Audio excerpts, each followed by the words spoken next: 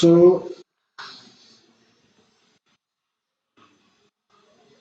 in last class we have discussed about control plane node, border node, right? Yeah. So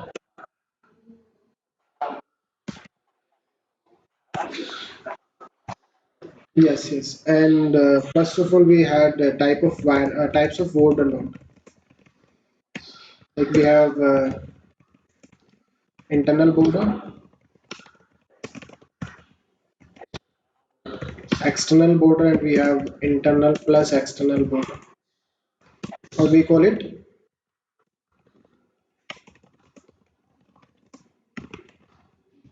everywhere border also, right? So we have internal border and we have external border here. Then we have discussed about wireless. So you know that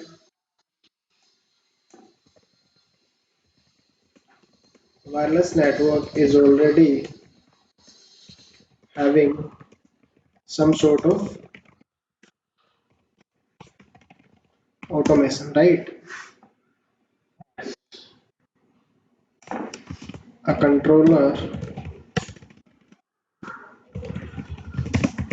known as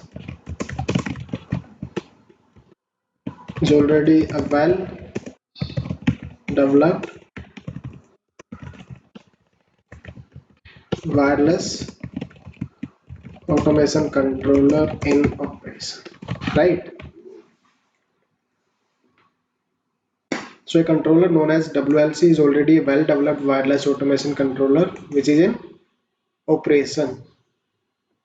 So you know that wireless network is already using the concept of hello,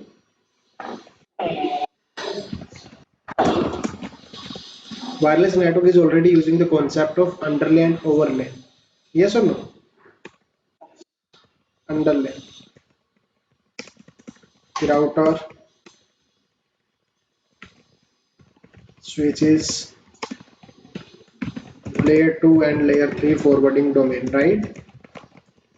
Is already there for wireless. And what is overlay? Cap web tunnel, right? But what we are trying to create now, we are trying to create a fabric. So we want that we should have fabric enabled wireless. We can have fabric enabled wireless. Now, if we have fabric enabled wireless,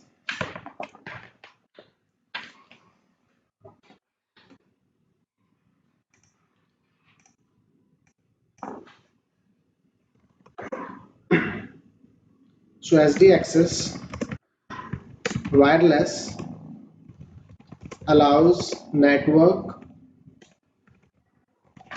operators and users to get the best of both worlds, leveraging an SD access fabric deployments, right? So basically now you can have common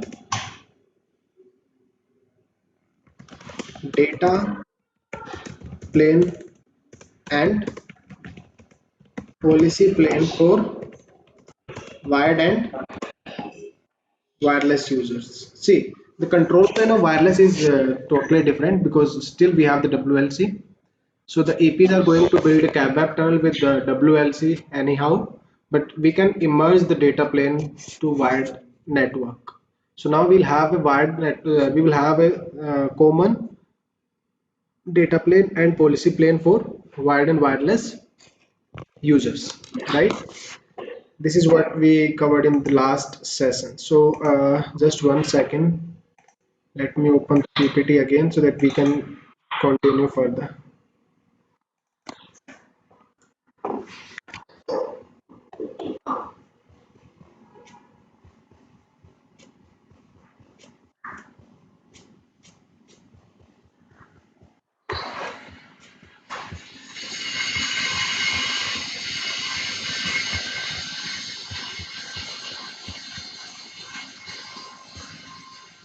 start with the SD access fabric. Now the SD access fabric is having three main components: control plane, data plane, and we also have a plane which is known as management plane. And DNA Center is there to take care of this. All right. So control plane first, data plane, and the policy plane. Control plane is based on LISP, data plane is based on VXLAN, and the policy based is based on CTS, which stands for Cisco Trust Sec. You already know, right? So now, first of all, it is talking about control plane based on LISP. As I have already given you the introduction of LISP, right? So first of all, LISP stands for Locator ID Separation Protocol.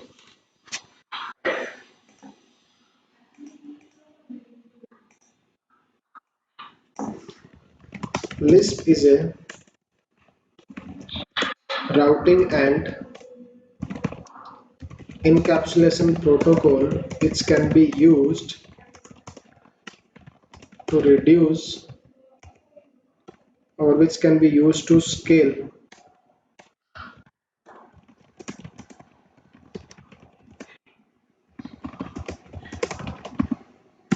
in global routing table and as well as to encapsulate packets to create an overlay. See, let me tell you one thing about LISP. As you can see in this PPT, we have said that we are using LISP for control plane only. See, LISP can be used for data plane traffic, but it is not recommended. And you will be see the difference when we will talk about LISP and VXLAN together. Then you'll see that why we don't use LISP for data plane traffic. So we are using combination of LISP plus VXLAN. All right. We are using LISP for control plane traffic, but at the same time we are using VXLAN for data plane traffic. Yeah. So first of all, let's see what it is telling us. The primary technology used for fabric control plane is based on the locator ID separation protocol, which is known as LISP. Right? We have two things here in the network. First, we have network device, and then we have the whole network. Right? So this is for my complete network, and this is my single device. So like in a device, we have planes, right? In a single box, if I talk about a device perspective, we have the control plane in a device and we have the data plane. Likewise, in the network, we have overall control plane and we have overall data plane, right? Now, LISP is what? LISP is an IETF standard protocol. It means that LISP is not owned by Cisco or any other specific vendor. It is an open standard protocol. And this is the best thing a protocol can have is, right? This is the best thing a protocol can have because you know that if a protocol is a proprietary of some specific vendor, it has certain limitations. That's why the most vendors trying to avoid it. The same thing is happening with EIGRP. You know, you'll see in most of the network list, sorry, OSPF is always preferred. I can guarantee you that OSPF is no better than EIGRP. See, EIGRP have no shortcomings, but the only shortcoming is that EIGRP was developed by Cisco. So mostly vendors are trying to avoid EIGRP and they are focusing more on OSPF. That's why in real-time network you'll see that OSPF is deployed more like in comparison of EICR. Okay, so LISP is a standard protocol based on a simple endpoint ID to routing locator RLOC mapping settings to separate the identity from its current location attached route. LISP dramatically simplifies traditional routing environments by removing the need for each router to process every possible IP address and route. Like we have already discussed this thing, but let's give it a quick revision. This is my R1, this is my R2, and this is my R3. R1, R2, R3. R1 is having 5 VLANs. So in VLANs it is using 5 subnets: 10.1.1.0, 10.1.2.0, 10.1.3.0/24, 10.1.4.0/24, and 10.1.5.0/24. So now you have chosen OSPF here as an IGP, Intermediate Gateway Protocol. So you have decided that we will run OSPF. So when you run OSPF, what R1 will do? R1 will advertise all of the loopbacks to R2.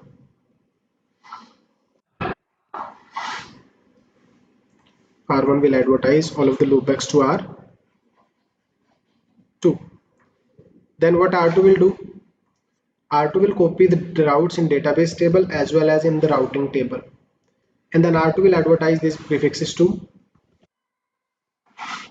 R3, right? 12.1, 12.2, 23.1, 23.2.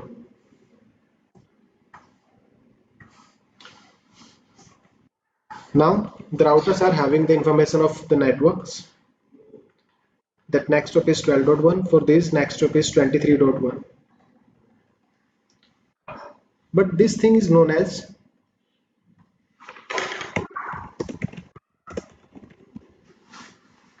push mode. The routing information is pushed to the neighboring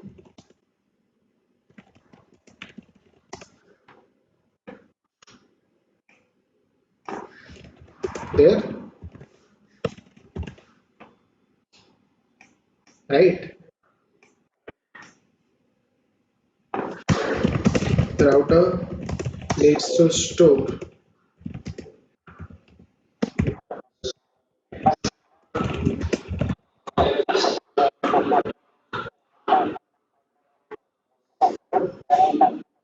Yeah. So to filter the unnecessary routing information, you need to explicit filtering configuration. To filter the unnecessary routing information, you need to make the explicit filtering configuration, right? So what Lisp is trying to do, Lisp is trying to simplify this process. As we can see here, Lisp dramatically simplifies traditional routing environments by removing the need for each router to process every possible IP destination address and route. It does this by moving remote destination. It does this by moving remote destination information to a centralized map database that allows each router to manage only its local routes and query the map system to the locate destination endpoints. Right? That's why we come up with the concept of RLOC, which is known as routing locator. We have map server rule. We have map resolver rule. So we have the map server and we have the map resolver, right? So now this technology provides many advantages for Cisco SD access, such as less CPU uses, smaller routing tables, dynamic host mobility, address agnostic mapping, built-in network segmentation, and others. Because if we see it from very close, Lisp was not designed for,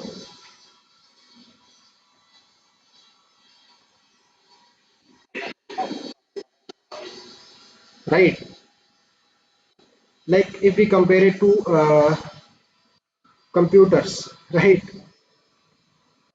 Computers were not like you can say were developed for households or for personal uses.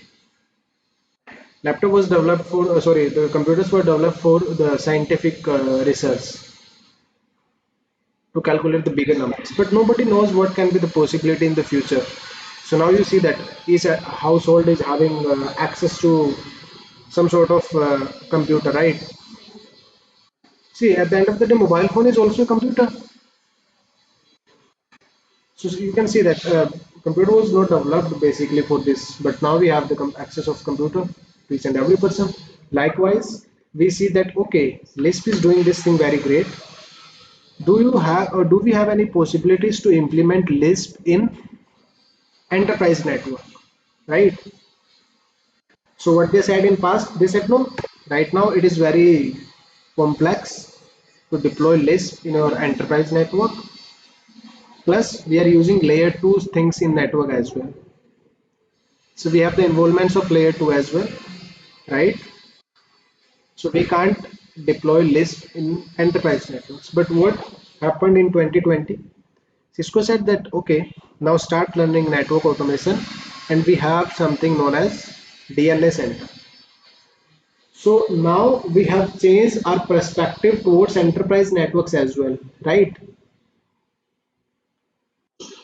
Because we have seen a very big change in enterprise networks as well.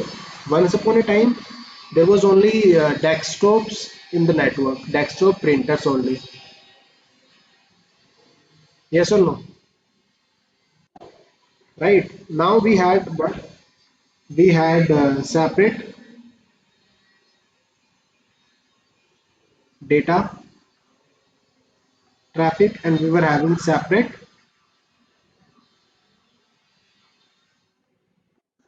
because if you remember that we were using landline phones. We were using landline phones in the past. Yes or no? So the voice traffic was completely different. But when it comes to the same network, like we are using the same network for voice traffic and data traffic, then we come up with a feature known as QS, quality of service. Then we have seen that now demand of IoT devices is also increasing. Internet of Things. Then bring your own device. You can bring your own device in the company organization campus. So the network is evolving every day, and that we have seen that okay, we need to change the way we see towards an enterprise network. And we have seen that okay, now Lisp is a complete fit, right? We can deploy Lisp in our enterprise networks.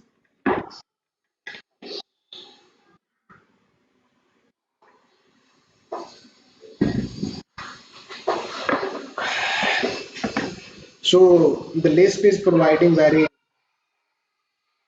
interesting things. Like Lisp is providing many advantages for a Cisco SDXs such as less CPU uses, right?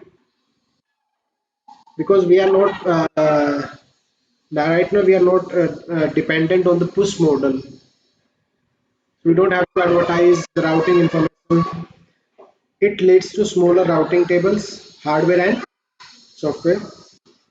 Dynamic host mobility. Please focus on this word, dynamic host mobility. So I'll tell you how it works. All right. And then address agnostic mapping, IP version 4 to 6, 6 to 6, or MAC. So it supports IP version 4, IP version 6, and MAC table. Sorry, MAC mapping. Okay. Yeah, we haven't seen that because, like I've said to you, that we are not focusing on list right now, right? In Cisco SD Access, several enhancements to the original list specification have been added, including distribute anycast gateway, virtual network extended, and fabric wireless. Right? See, you know that if we are deploying Lisp in the ISP network, now we are trying to deploy the Lisp in our enterprise network. So ISP and enterprise networks are two different networks. So they are having different set of requirements. They are having different set of configurations, right? So if you want to deploy the service provider protocol in an enterprise network, you need to make some changes. That's why it is saying in the last point that we have made some enhancement to the original Lisp specification, and we have added distributed anycast gateway. Distributed anycast gateway. If I tell you about the traditional network, in traditional network we have the distribution layer switches, we have the access layer switches, right? And the access layer switches are connected with distribution layer switches.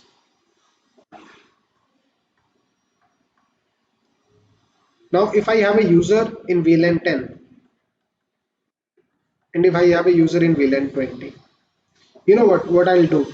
I'll create SVI interface on the distribution layer switches, VLAN 10, VLAN 20, VLAN 10, VLAN 20. Then what I'll do, I'll configure HSRP between these. So for example, if I have chosen IP address 10.1.1 as for VLAN 10 and I've chosen 20.1.1.1 as virtual IP for VLAN 20. So this is the default gateway offered to the users.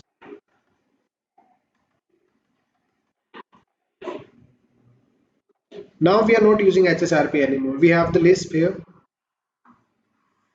right?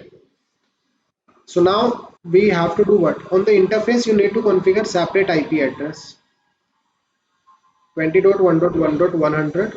Here I can't configure 10.1.100, so I've used 101, 20.1.201, or you can say 101. Okay. So now you can see both the SVI interfaces are having different IP addresses. That's why we need. But now you will see that the SD access fabric on all the edge devices we have an SVI having the.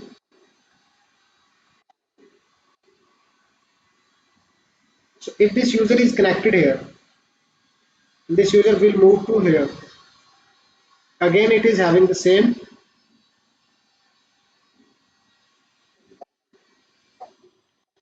default gateway, right? Yeah.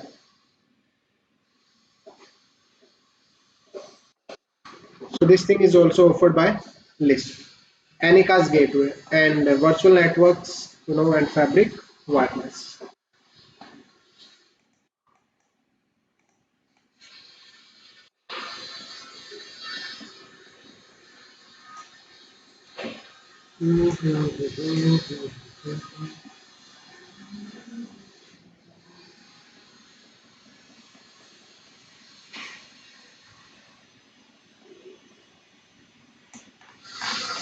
Okay.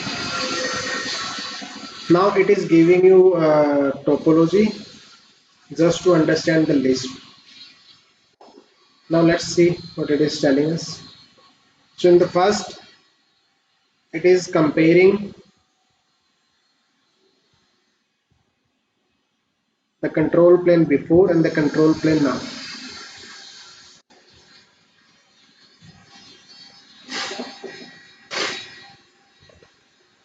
You can see here routing protocol is equal to big tables more CPU with local layer 3 gateway. Before, IP address is equal to location plus. So this router is having,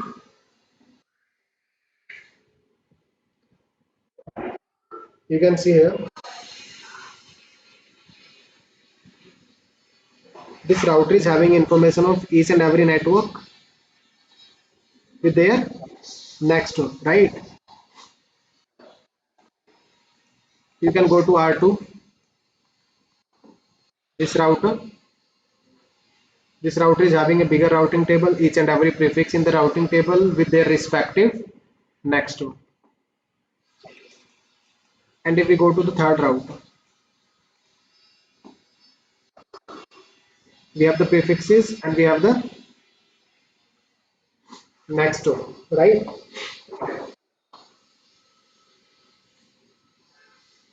So we have topology plus we have endpoint routes. This is how it works in the traditional networks. But if we compare it with today's network, endpoint routes are consolidated to LISP database.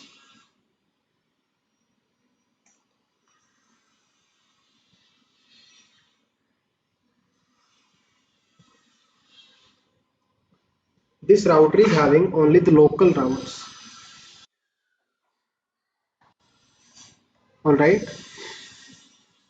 Likewise, this router is having the local routes and this router is having the local routes. All the routes, other information is stored on the mapping database. We have a dedicated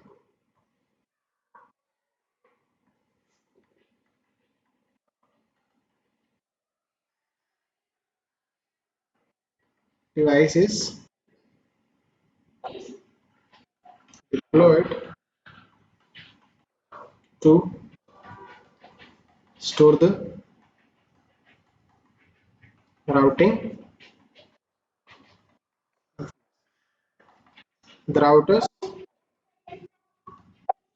can request to the mapping server for required routing information, right?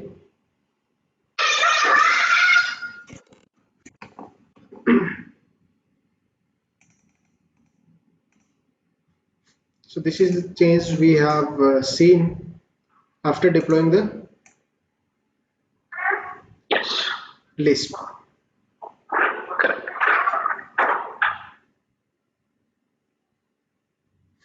right?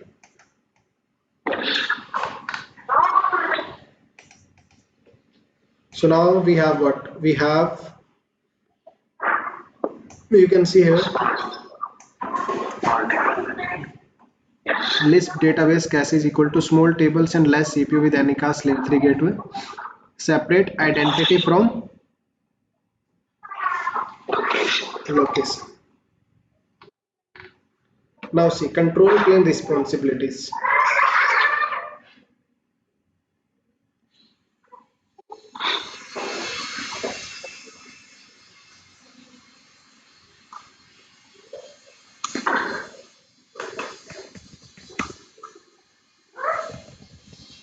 In LISP we have a role which is known as and map is on. For right now, just we have two roles. We have other roles also we'll discuss, right?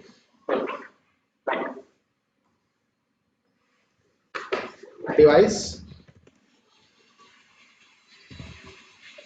responsible for keeping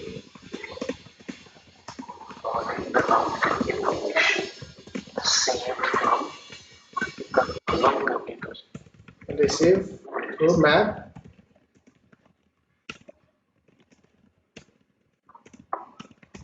from the right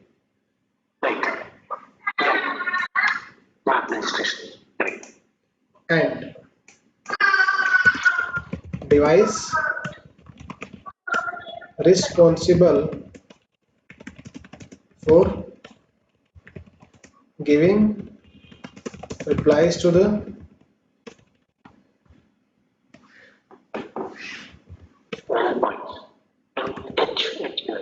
as devices for the map requests. Right. So we'll talk about the messages as well. Right now we can see that we have this map server, or you can say the mapping database device, right? But right now we are talking about the SD Access Fabric. In SD Access Fabric, the map server and map resolver task is given to the control plane nodes. Okay. In SD Access Fabric, the Fabric control plane nodes operates as the database tracking all endpoints connectivity to the Fabric and is responsible for the following functions.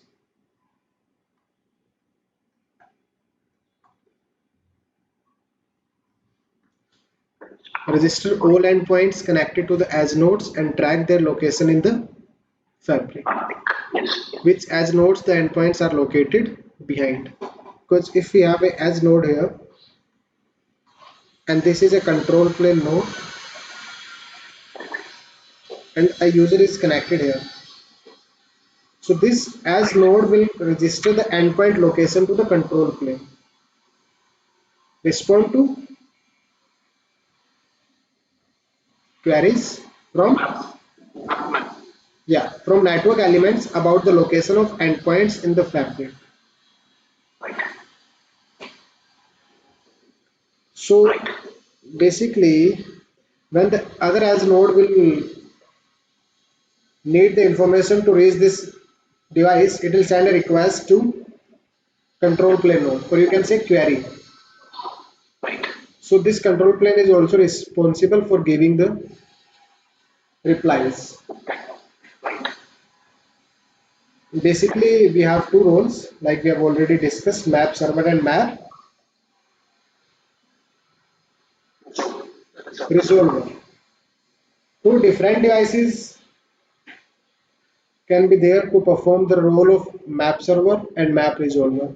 But right now in Fabric, we have only one device, which is known as which is known as control plane node. So basically, control plane node is playing the role of MS as well as MR. We can have separate, for map server and map resolver. But in SD Access Fabric, we are having only one device responsible for both the roles. Then you can see ensure that when endpoints move from one location to another, traffic is redirected to the current. So basically what it is talking about, for example, this is a S device and the routing locator is 1.1.1. This is S at 2.2.2.2 and this is my control plane node, right? So we can call it map server and map resolver. So there we have a user here 10.1.1.1/32. So what this as device will do, as device will send a mapping to the control plane node that 10.1.1.1/32 is disconnected through 1.1.1.1. But after a few minutes, this user moved to S2. Now this user is located here. It means the map server or the map resolver is having an outdated information.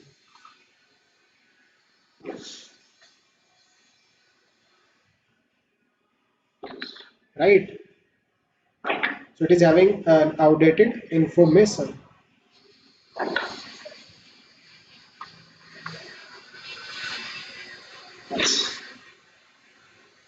So the edge device is also responsible for this. So when the new user will connect it to S2, S2 will send the registration request, that 10.1.1.2 is reachable through 2.2.2.2.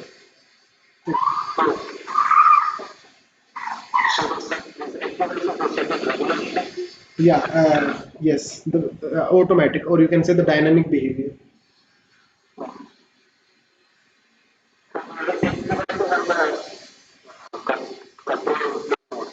Yeah, as device will send this information to control plane node. Yes. No, no, the map registration message. Yeah. You can read the last point again,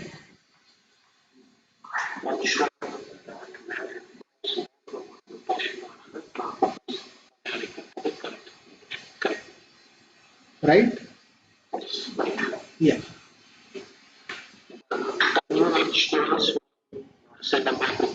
Yeah.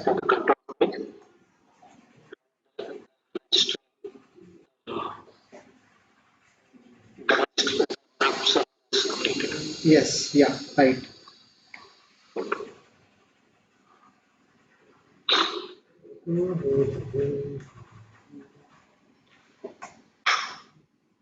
Then fabric operation.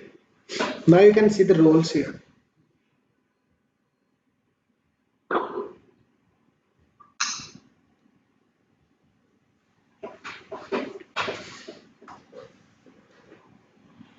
Control plane roles and responsibilities.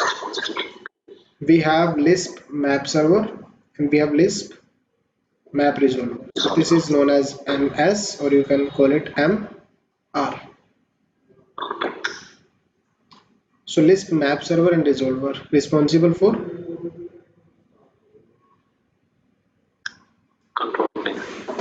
control plane. So we have two things here, EID and we have the RLOC.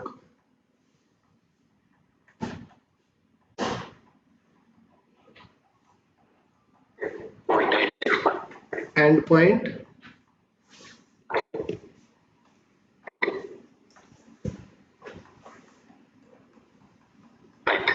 identifier. And we have the RLOC, which is stands for routing locator, right?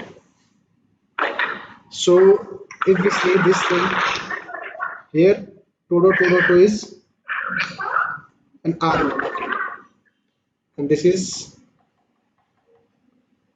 EID, endpoint identifier. So RLOC plus EID. So the list. Endpoint ID can be both the IP address and the MAC address, right? Yes. So EID to RLOC mappings can be distributed across multiple Lisp devices. It is talking about the role. The map server and map resolver can be distributed across multiple Lisp devices, but in SDA Fabric, we are deploying the control plane node for map server and map resolver. Yes. Then we have Lisp XTR. So basically, why we are calling it XTR? Just a second. XTR. So we have two roles here. At the place of X, we can have ITR and E. Okay. So ITR stands for ingress tunnel router, and ETR stands for egress tunnel router. Yes. Ingress tunnel router and egress tunnel router. Yes.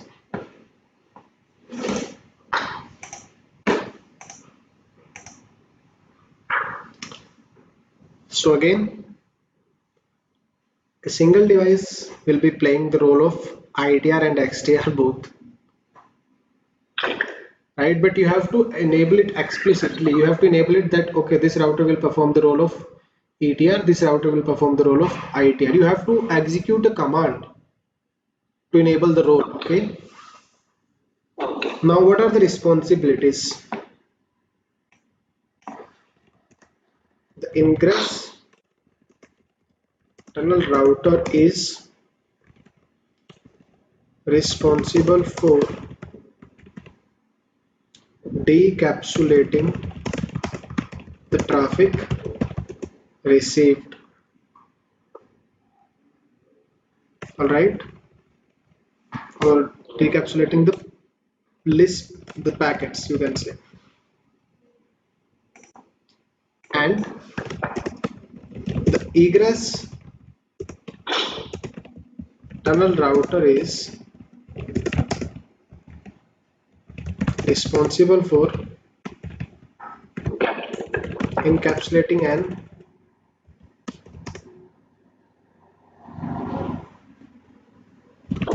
the packets to forward in the fabric. Okay, so we see in this diagram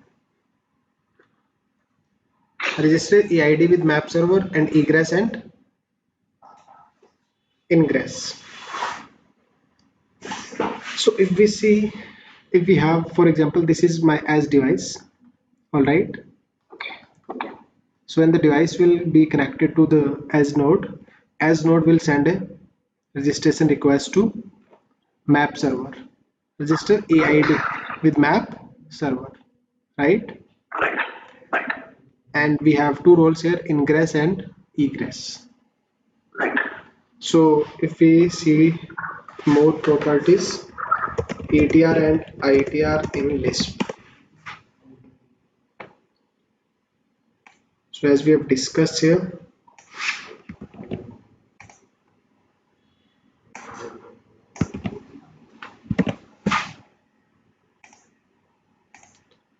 the LISP router that encapsulate and decapsulate have a name. Ingress tunnel router, router which encapsulate IP packets. Egress tunnel router, router which decapsulate LISP encapsulated IP packets. And what is XTR? Like I said, XTR is the tunnel router which perform both the ETR and ITR function. That's why we call it XTR. Okay. So XTR is what? Yeah. Router which performs both the ITR and ETR functions.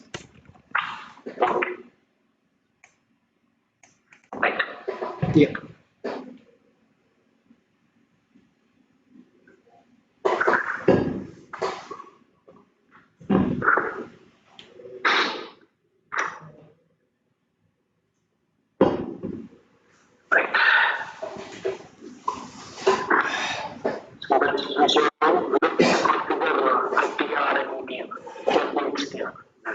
Yeah. If a device who is playing both roles will be known as XTR.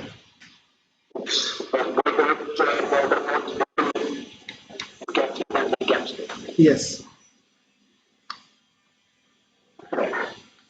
And we have proxy tunnel router, PXTR.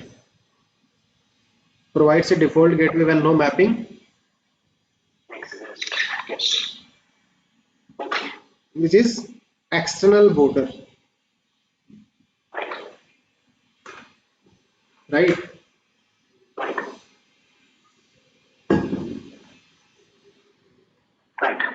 What are these? Non-Lisp sites. So the device who connects non-Lisp site to Lisp site is known as PXTR. Okay? Yes. Okay. Proxy tunnel router. Is it clear the fabric operation, control plane responsibilities? Control plane roles and responsibilities are clear? Okay. Just one question. Yeah. If the route, if the node is if the node is this if it is an internal plus external border node. Yes. So it will also be a PXTR as well. Yes. PXTR. Because that is known as everywhere border, right? Right. Yeah. Okay. Yes. Because it connects to both it connects to LISP. Correct. Yeah.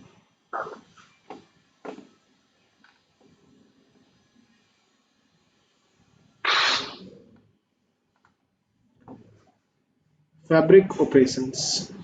Then control plane register and resolution. Okay. Now this is my edge device. So what is this? This is Okay. route locator.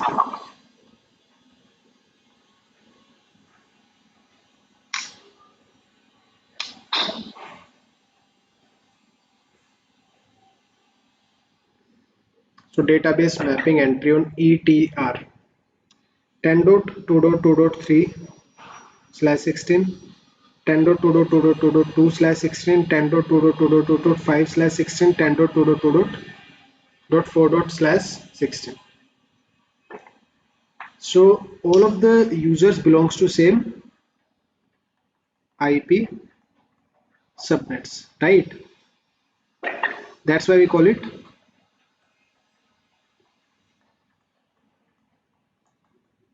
stretched subnet. So the users are located on different fabric as devices. Now in fabric or in Lisp, a user is treated as an independent host. That's why you'll always see the entry is specific for endpoint identifier. It is always on slash. So it is saying that 10.2.2.2/32 is connected with 2.1.2.1. So what it is doing? It is sending a map register to control plane node. It is also sending a map register request to control plane node. So now control plane node is having information in the table that 10 dot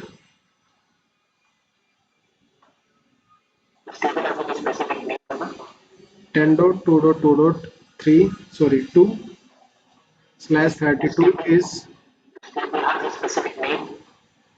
rlog AID plus rlog mapping table, or we can say Lisp database table.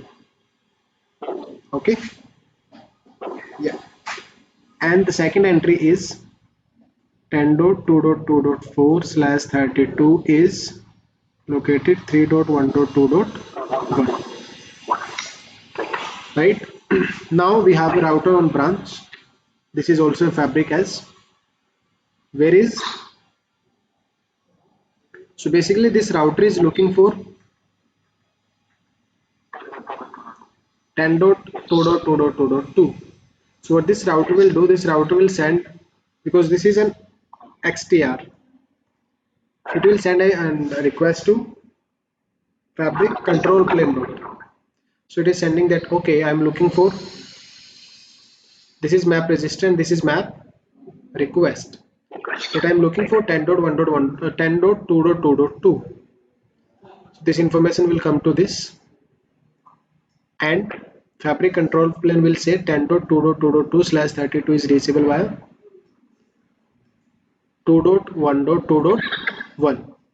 So now this fabric as will have the information 10.2.2.2/32 is reachable via 2.1.2.1.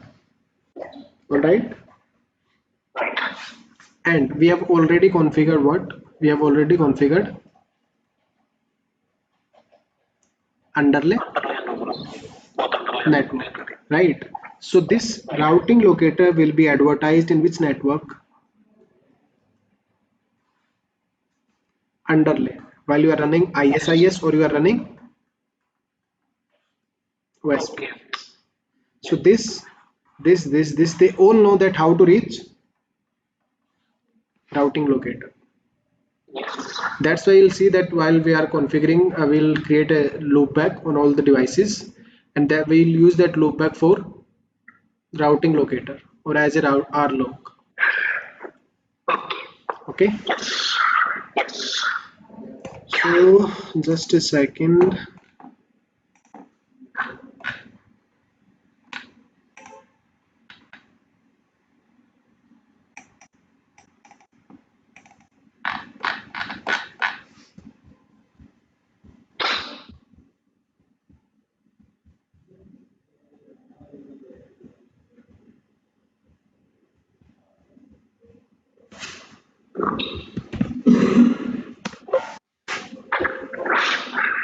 Okay.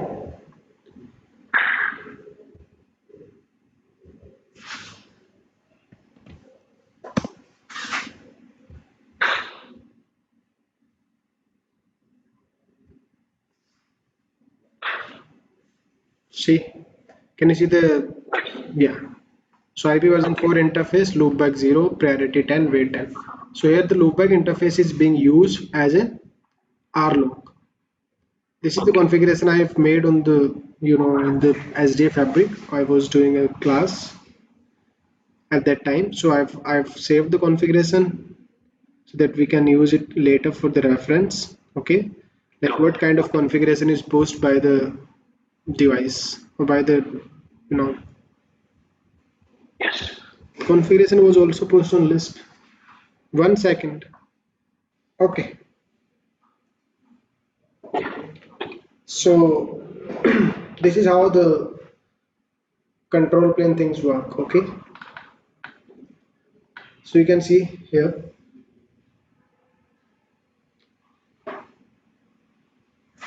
control plane operations.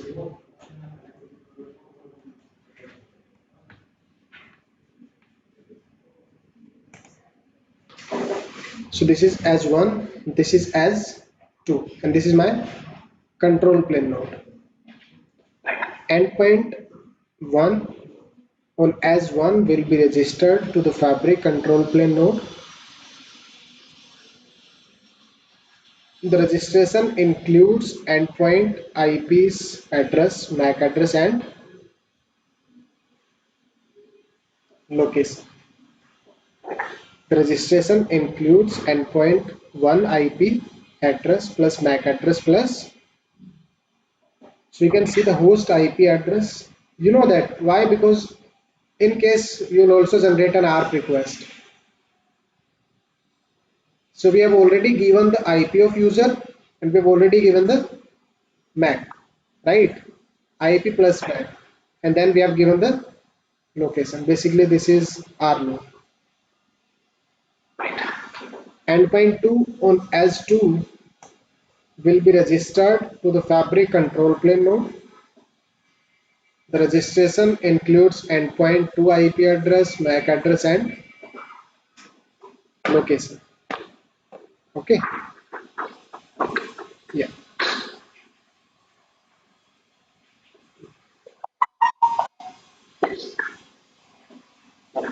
Yeah. So let's see next.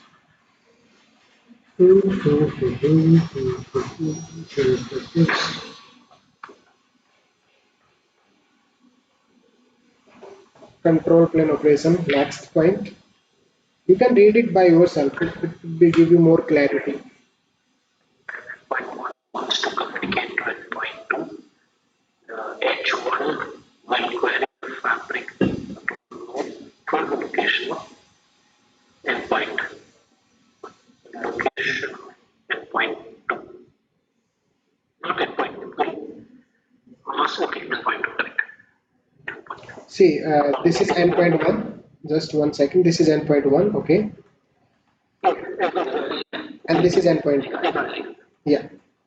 Getting the reply, endpoint 2 is behind H2, encapsulate the traffic from endpoint 1 using VXLAN and send it to endpoint 2 via H2. Once this traffic arrives at H2, it will be encapsulated and forwarded along to endpoint 2.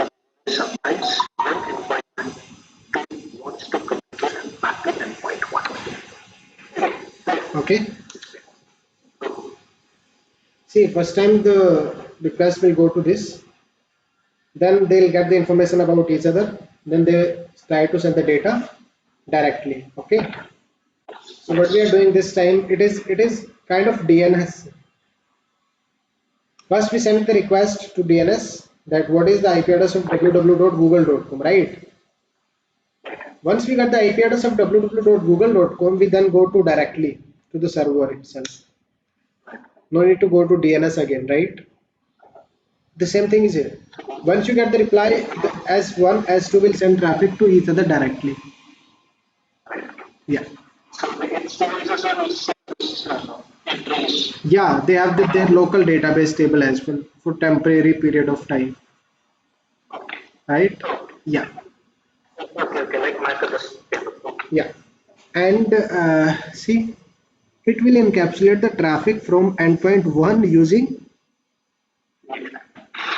because LISP is providing the control plane information, then we will use VXLAN to encapsulate the data plane traffic. Okay, and we will discuss it in detail that why do we giving preference to LISP, sorry, VXLAN. Because this, it cannot carry the data packet itself, right? Yeah, It sorry, cannot carry no, no, data not packet. data packet. It cannot encapsulate the layer 2 frame.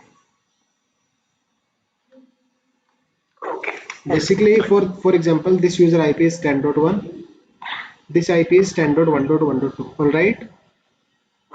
Let me discuss it a bit here. 1.1.1.1. MAC address of this user is A, MAC address of this user is B. When this user will send traffic, it is sending that source IP is 10.1.1.1, destination IP is 10.1.1.2. Source MAC is A, destination MAC is B. This traffic is given to as 1. Now 1.1 is also having a MAC and 2.2 is also having a MACD, right? Now, when this as will encapsulate traffic using VXLAN, what it will do, it will remove the user MAC address basically. It will add the new header in which source IP is 1.1.1 and destination IP is, and the new MAC will be added. Sorry. C and D. Okay. So if you have the TCP or whatever the traffic is, all the traffic will be carried, but the layer 2 frame will be removed before encapsulating the packet in LISP. But VXLAN can carry the data or can carry the Ethernet frame from this host to this host also. We'll talk about it, all right? Then you can see it here, fabric operation, as to as.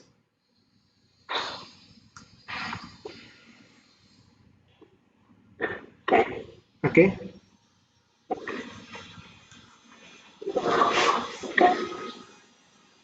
we have a user here 10.1.0.1 which is trying to reach to this. Okay, so at step 1, DNS entry, step 2, step 3, it is creating a mapping entry. So now it knows that to reach 10.2.2.2, you need to forward traffic to 2.1.2.1, right? So it know that how to reach 2.1.2.1. So now you can see at the step number 4, source IP is, this is the actual source, right? And this is the actual destination. But you know that we are using the concept of overlay here. So you can see that one extra IP header in which source IP address is 1.1.1.1 and the destination IP is 2.1.2.1. This traffic is delivered to this, and this as node will remove the LISP header. That's why we call it ITR. Ingress tunnel route. The traffic which is coming to your side, you will remove the extra headers, and the remaining header is 10.1.0.1 is the source and destination is 10.2.2.2.2. So this is the final packet. Original packet, original packet. This was just to forward the packet from one as to another as. So this is how it works.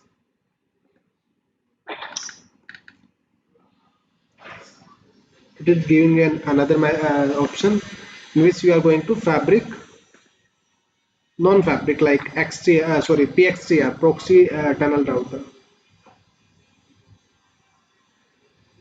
Okay.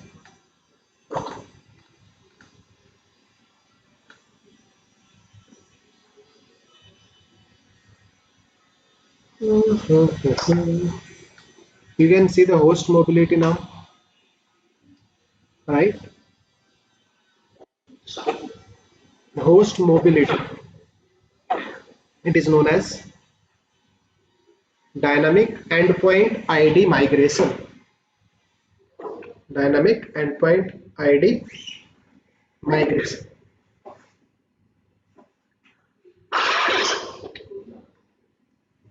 So the user was here first 10.2.1.10 and the rlog is 12.1.1.1.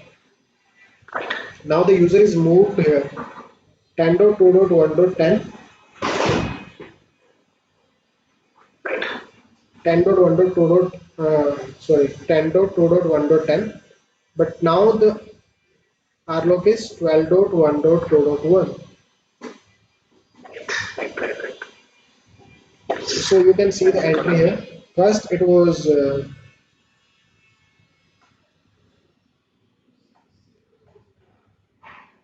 with 12.1.1.1. Now this entry will be overwritten with this rlog 12.2.2.1. Okay, clear? And this your whole network is your underlay network, which is an IP network. SD access fabric, unique control plane extension compared to LISP.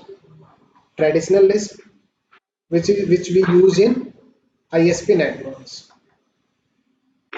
Limited support, fabric control plane extended to support MAC to IP binding also. Like in traditional LISP, they don't support MAC to IP binding. But in SD access LISP, we support MAC to IP binding also. Okay. Then virtual network, layer 3 VN also, VRF. But in this case, we have both layer 3 and layer 2 is supported because of VXLAN. So we have integrated LISP plus VXLAN. That's why we are able to support layer 2 overlays. Fast roaming not supported, but here the fast roaming is supported. Fabric control plane extended to support fast roaming in less than 50 milliseconds. Like this thing. From here to here, the user is moving, right? So immediately this thing will be noted on the control plane node. Wireless extension. No, there is no such thing in traditional list. No wireless extension.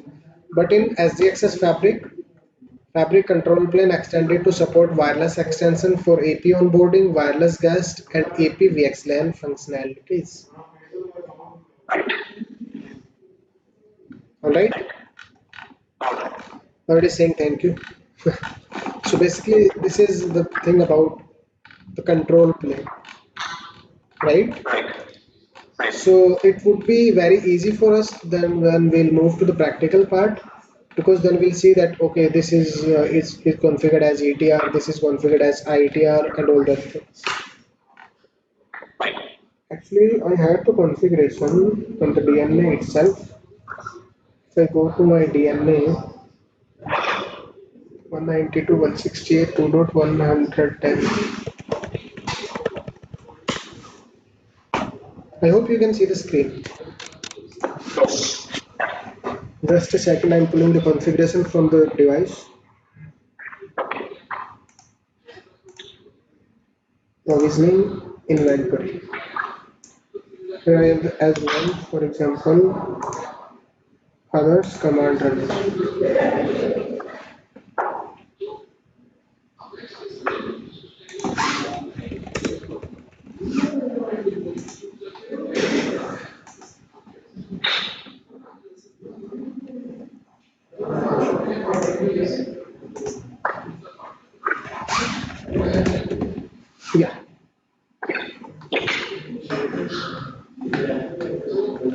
This is the configuration on my S device.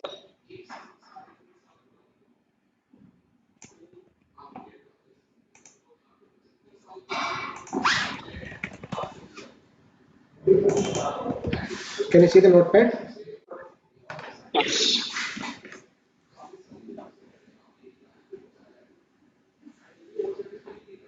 Yes. Okay. Can you see the command? Yes. ITR and Yes. ETR. as well as SGT as well as SGP. see, you know what? Who is this? 192.168 1.1.0.1. This is my control plane node in my fabric, and this is my edge. So what this edge is saying that ETR map resolver. Who is the map resolver? This Okay. pointing towards Yes. this. Who is the map server? Again, this, Yes. right? And now Yes. this device is my, you know what? This is my everywhere border. This is my everywhere border. So you can see one more thing. Proxy ETR is also. Proxy ETR means this device will also help me to reach outside of the fabric.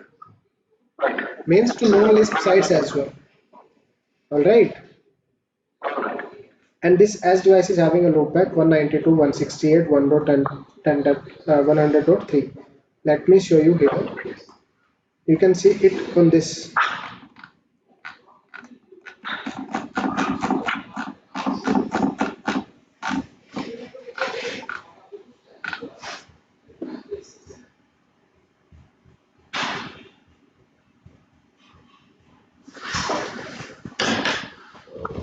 Interface loopback 0. Yes.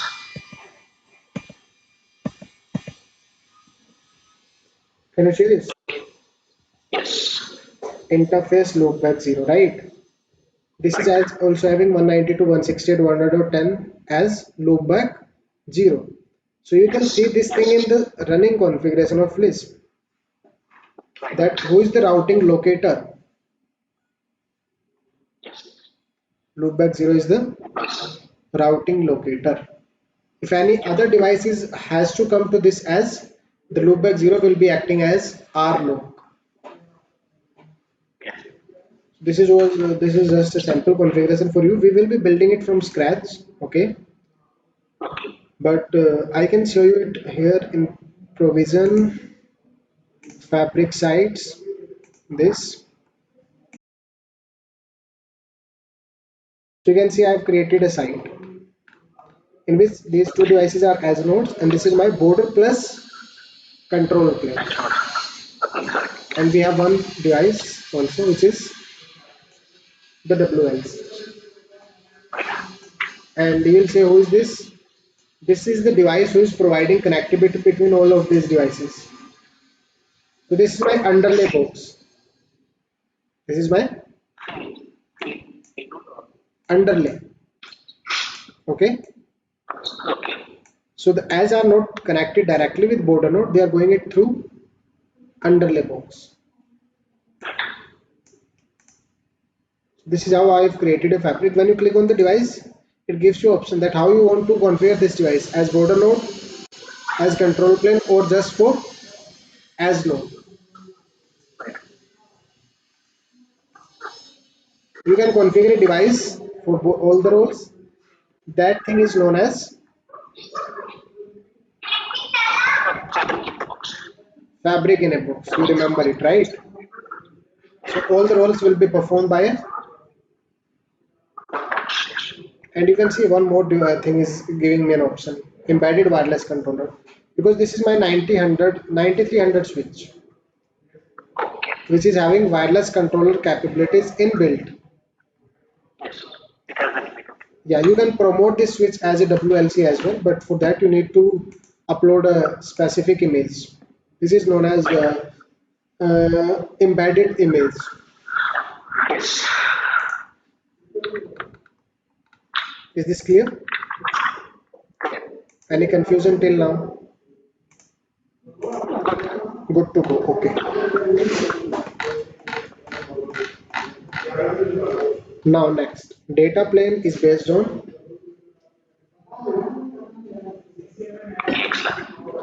VXLAN.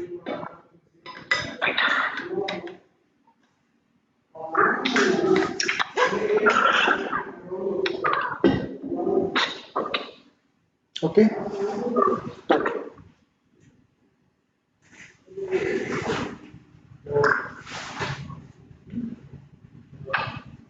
Fabric data plane. So the primary technology used for the fabric data plane is based on virtual extensible LAN. Okay. Yes. VXLAN is an IETF standard encapsulation, means again VXLAN is an open standard protocol. It's a good sign, right? VXLAN encapsulation is IP UDP based, meaning that this is the original payload. Right. Then LISP will add a new header. So LISP will add a UDP plus IP header. So it means this thing is going to increase the overall size of your packet. Yes or no? Yes. Because we already have the payload, but now we are adding extra information, UDP plus IP header. That's why it is always recommended to increase the MTU size. Yes. Increase the MTU size. Okay, meaning that it can be forwarded by any IP based network, legacy or non-Cisco. Because see, now who cares about the Cisco, right? Because IP is an open standard protocol, UDP is an open standard protocol. So if you have a working IP network, you can forward the traffic. Either it is Cisco or non-Cisco. It effectively creates the overlay aspect of SD access fabric. Right. VXLAN encapsulation is used instead of Yes. for. We will talk about it. VXLAN includes the source layer to Ethernet header. LISP does not. And it also provides special fields for additional information such as VN network and see, we are talking about the policy plane which is based on Cisco Trust SAC. And what Cisco Trust SAC is doing? Cisco Trust SAC is giving you a group tag, right? So if you will not carry that scalable group tag, then does it make any sense to deploy SGT? No sense. You need to carry that thing in the packet itself. And the coming devices will be able to push the or will be able to define the policies on the behalf of that SGT tag, right? So LISP can't do this. That's why we have two main reasons to use VXLAN for data plane traffic, not LISP, right? We are not using LISP here. We are using VXLAN for two main reasons. First reason is that we have already covered that VXLAN includes the source layer to Ethernet header as well, but LISP can't. The second is VXLAN is having dedicated fields to carry the VN information as well as the group ID, or you can say the group tag. You can see the comparison here. This is the original packet in which you have Ethernet, you have IP, and you have the payload. For example, you are using HTTP. So here you have TCP and HTTP. This is the payload. Then this payload is encapsulated with IP, and then this payload is encapsulated with Ethernet. When it comes to LISP, LISP will say okay. Then LISP will remove this information and will add LISP, then UDP, then new IP, and then this is new Ethernet header. I have covered this thing here. I think here, not here. Okay. I think I've covered it. Uh, I've told you this thing, right? Yes, this. So this is the original MAC of user A and B, but this MAC will be removed and new MAC address will be added. But when it comes to VXLAN, payload is there, IP header is there, Ethernet, then we have the VXLAN. So you can see that Ethernet header is also there. That's why it is helps to create a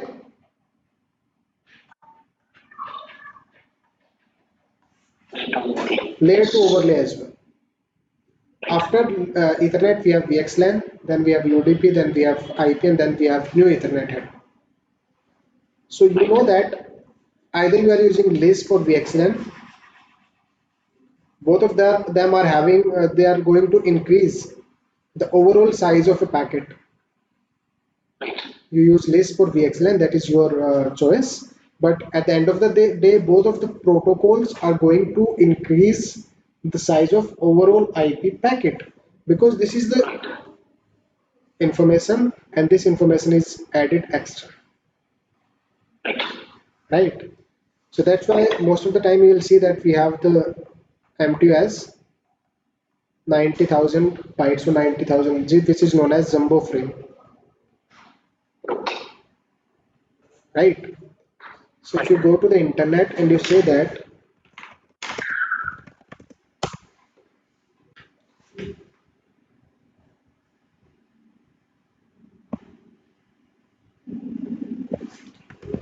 so basically,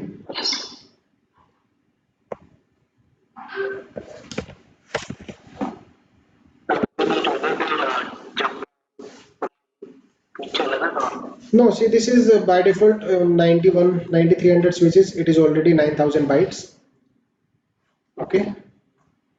So it is 9,000 bytes here.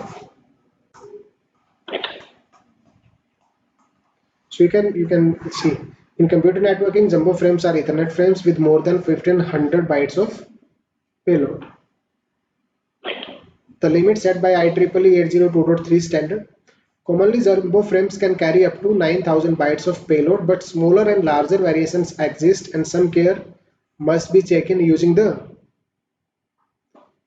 your device must be capable, right?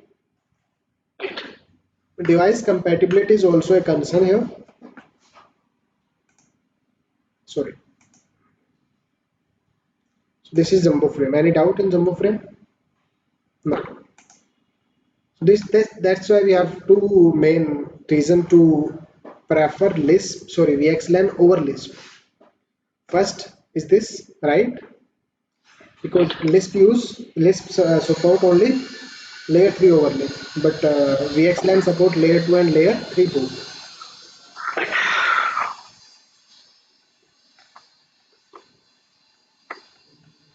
Now it is taking you to the header. Okay.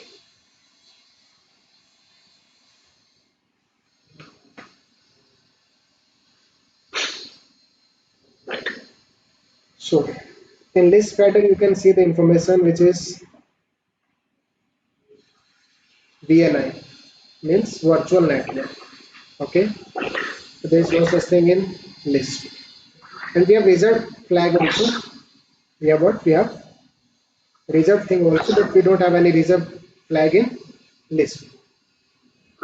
So if you see the comparison here, this is the original payload. This is the inner original IP header. This is the inner original MAC header. Now we have the VXLAN header. In VXLAN header, you can see that VXLAN flags. We have the segment. See, now normally we are using VLAN. VLAN is a 12 bits value. Alright. In VXLAN we have VAN ID, virtual network ID, which is allows you because it is 24 bits long. It is allowed up to 16 million possible VRF. And the segment ID is used to carry scalable group tag, which is of 16 bits, means 2 to power 16 is equal to 65536, but we start from 0, so it is 0 to 65535. The last thing is result. Then we have UDP header. In UDP header you can see the source port, and source port is random but destination port is 4789. VXLAN port number is 4789 and is based on UDP. Then the UDP length, and we have the checksum value. Alright. Then you have the outer IP header. In outer IP header, source IP, header, source IP, destination IP, protocol number which is UDP, and header checksum. The same thing as we have in normal IP header, but you know that in the outer IP header, source IP is source RLOC and destination IP is like I've shown you here. If we go back to this, this is the outer IP header. So in which the source IP is the RLOC, destination IP is also RLOC.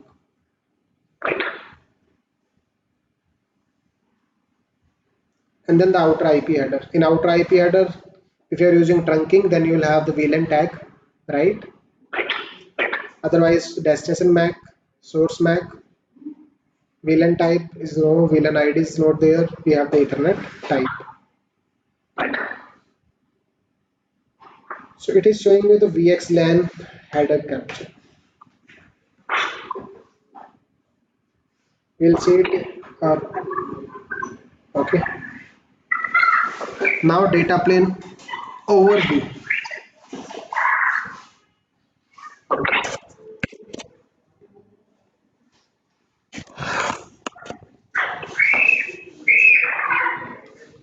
So the fabric data plane provides the following: underlay address advertisement and mappings, automated tunnel setup which is known as VTIP, virtual tunnel endpoints, frame encapsulation between routing locators, support for LISP and nearly the same. See, LISP and VXLAN both are almost same, but LISP header carries IP in IP and VXLAN header carries which is MAC in IP. Triggered by LISP control plane events, ARP or NDP learning on any layer 3 guest, map reply or map caching, we'll talk about it. Now you can see the data plane operations. Okay. We've also seen the data plane traffic, already seen it, right? This, you know that as one will send a request for as2 endpoint, and then we use the VXLAN to encapsulate the payload.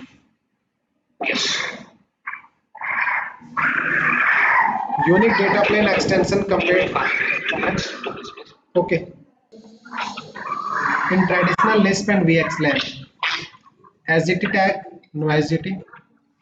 In SDS fabric, we have VXLAN uses reserved field to carry SGT.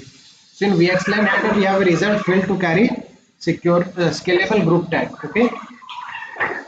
Layer 3 extension. Yeah, layer 3 extension is supported, but here it is also supported with the help of VRF is mapped to VNI, virtual network identifier. Layer 2 extension not supported, but in SDX's fabric, layer 2 extension is supported. Wireless not supported, but AP2 fabric as is use VXLAN fabric as to as it would use VXLAN for both wired and wireless.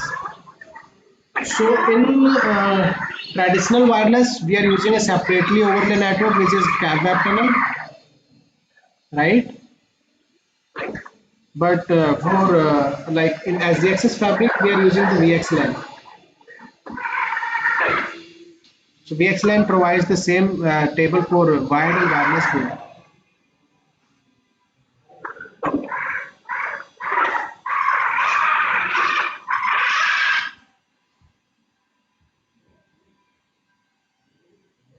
Then policy plane based on CTS.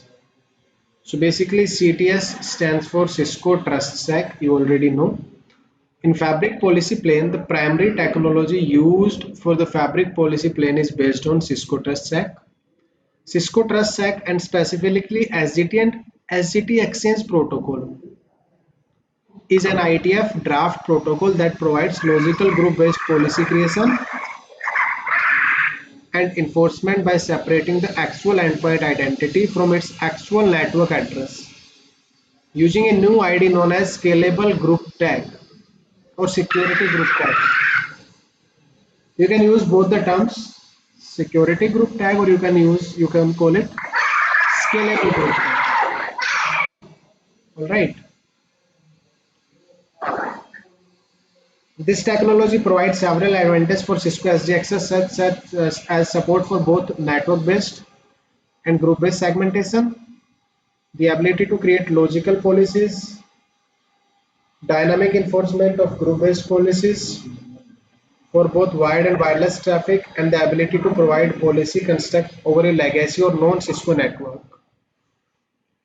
In SDXs, several enhancements to the original Cisco TrustSec specification have been added, notably combining the SGT and VN into the VXLAN GPU header. VN is virtual network, so we are combining VXLAN with VN into the VXLAN GPU header and enhancing Cisco TrustSec to include LISP VXLAN. Like it is talking about that we have made few changes to make it fabric compatible, or you can say that, so that we can have the best features or best outcome.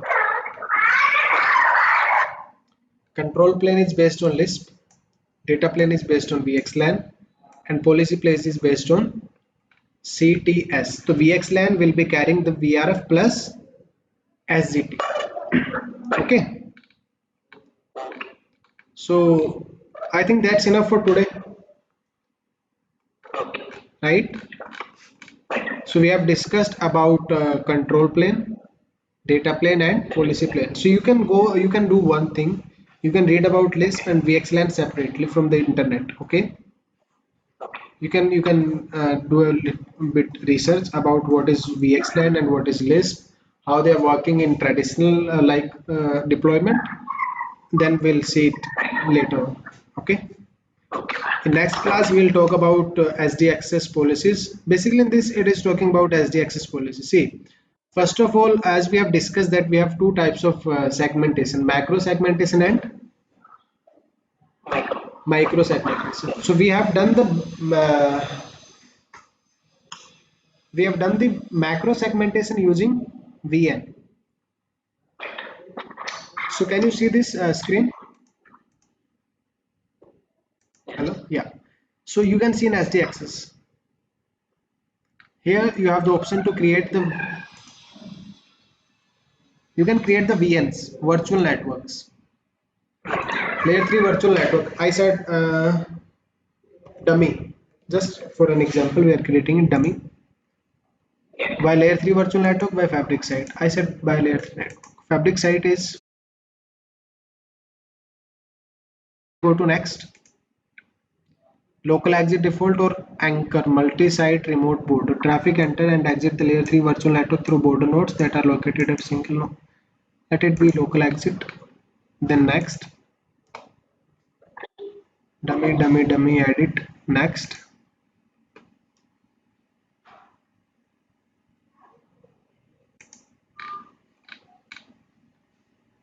Now you want to create it, you can do it. Otherwise, create anycast gateways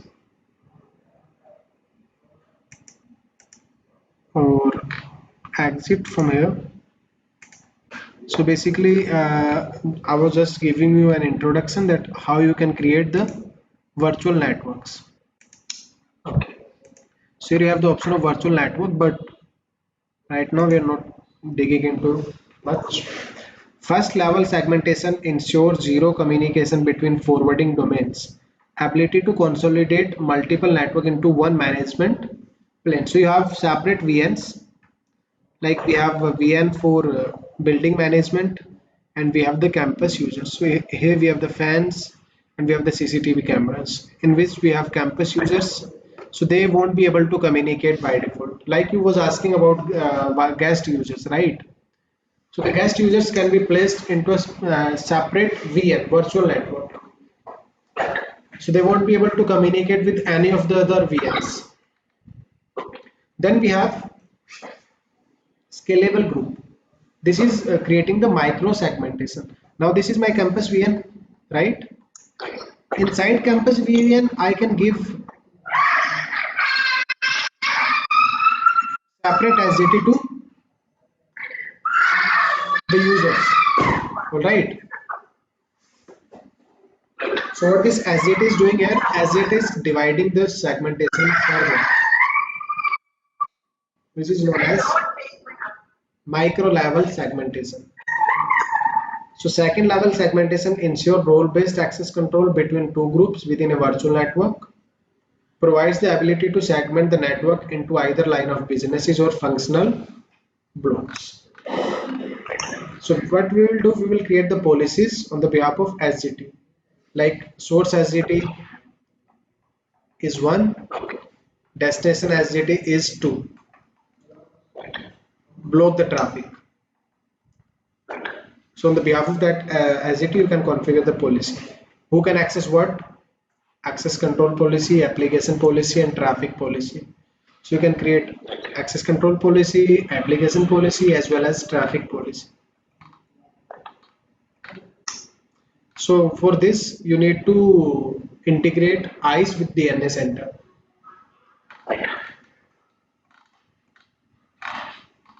Cisco Trust Check. So we need to configure this on the ICE. We need to integrate ICE with DNA Center. Then all the capabilities of ICE will be integrated in your SD Access Fabric. So if you go to the DNA Center and you go to design or policy, you can go to group based policies. For group based policies, you can see here Cisco Identity Service Engine has not been or is currently not available or has been integrated with Cisco DNA Center with PX connection disabled. I'll discuss what is PX grid. So basically you need to integrate the PX grid. Okay, PX grid is a service which needs to be enabled on the ICE. Then it is telling the compatibility of Identity Service Engine. It must be 2.4, and then we have patches in ICE as well. So 2.4 with patch 1 or above. In 2.4 you must have the patch 7, and if you have the ICE 2.6, in that you must have the patch 1. Okay, but right now I haven't added any ICE here. But if you enable the ICE, you would be able to access all of these security group tags, and you would be able to create your own, create security group tags. All right, but right now we haven't integrated the ICE. Then you create the access contracts. Create access contracts. In access contracts, you can see the tags. I can cancel it. You can go to policies. We haven't created any policy yet, but you can create the policy. Source to destination. Who is the source? Auditor is the source, right? Next, who is the destination? I said contractor is the destination, right? What is the contract? What do you want to do? You can create your own contract, or you can select from the existing contracts. So in existing contracts, you have allow DHCP DNS, allow web, deny IP log, deny remote services, permit IP log. Or you can create your own contract if you want. Then for example, if I select this, then I say next. It is saying that source is auditor, destination is contractors. You want to do this. I said yeah, save it now.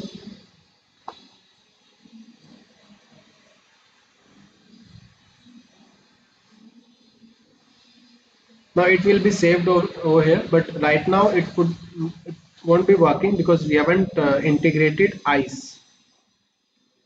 Okay, so you need to integrate eyes to work this thing. But yeah, we can integrate the eyes with DNA center. This is what is talking about all of these things. That how to create the security group tag, how to create the SD access policies. Okay, and this is the difference in traditional settings and SD access policies. Next, exploring Cisco DNA Center. Now I'll introduce you to DNA Center. What is DNA Center basically? All right. So in the next class, I'll introduce you to the DNA Center itself. Like what is DNA Center? How it looks like. Then we'll talk about the components you were asking, right? Network control platform and network data platform. So basically on the DNA center, we have network automation and we have network orchestration. Sorry, assurance. So we will be talking about it in the next session, right? So that's all for today, Nitesh. It was a quick session, right?